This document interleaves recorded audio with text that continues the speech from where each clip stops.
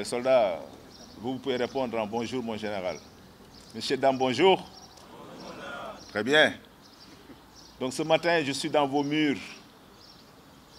pour lancer la formation des conducteurs des camions Zetros, nouvellement acquis.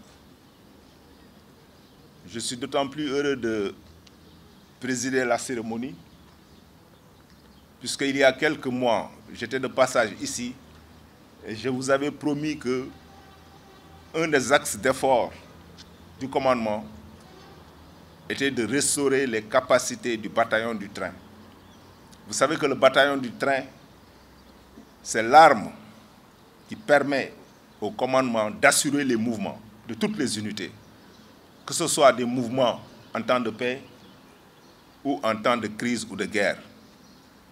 C'est aussi un bataillon qui joue un rôle très très important en soutien au service public, puisque beaucoup des missions de l'État et des autres départements ministériels sont exécutées par le bataillon du train.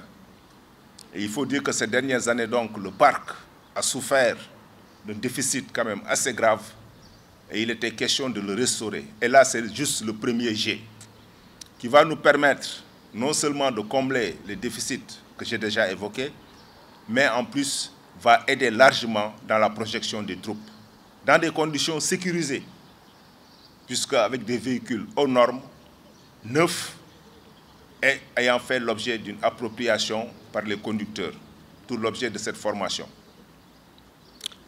Ce que je voudrais ajouter à l'encontre des militaires du bataillon du train, c'est que ce programme de transport sera complété bientôt par aussi la restauration des capacités de transport public en bus pour pouvoir assurer les prestations habituelles que nous faisons, comme l'enlèvement des contingents, le transport des écoles et d'autres structures. Donc en somme, c'est vraiment une occasion pour le bataillon du train de retrouver ses métiers. Et je sais que tous les tringlos aujourd'hui sont satisfaits de ce nouveau pas qui a été posé. Maintenant, la balle est dans votre camp. Je vous demande au cours de ce stage, qui va durer environ 3 semaines, de vous impliquer personnellement pour maîtriser le matériel qui a été mis à votre disposition, qui est un matériel cher, tiré de l'impôt de nos concitoyens. Et vous avez l'obligation de l'entretenir.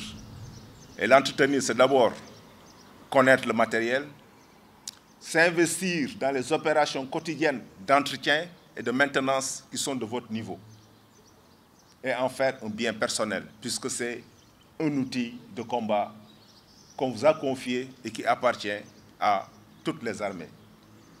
Comme je le disais tout à l'heure, vous êtes une arme de projection, et si vous restez sans moyen de projection, vous devez être les plus malheureux. Et si on vous donne l'occasion vraiment de vous exercer, d'exercer votre métier dans les meilleures conditions, vous êtes les premiers à devoir sauvegarder votre outil de travail. Je vous fais confiance, je fais confiance au chef de corps qui est animé d'une très bonne volonté et de beaucoup d'engagement. Et je lui assure de la disponibilité du commandement à l'accompagner dans la prise en compte de tous ces nouveaux challenges. Je vous souhaite un bon stage à tous et rendez-vous bientôt peut-être pour des exercices pratiques pour voir si tout ça a été bien assimilé.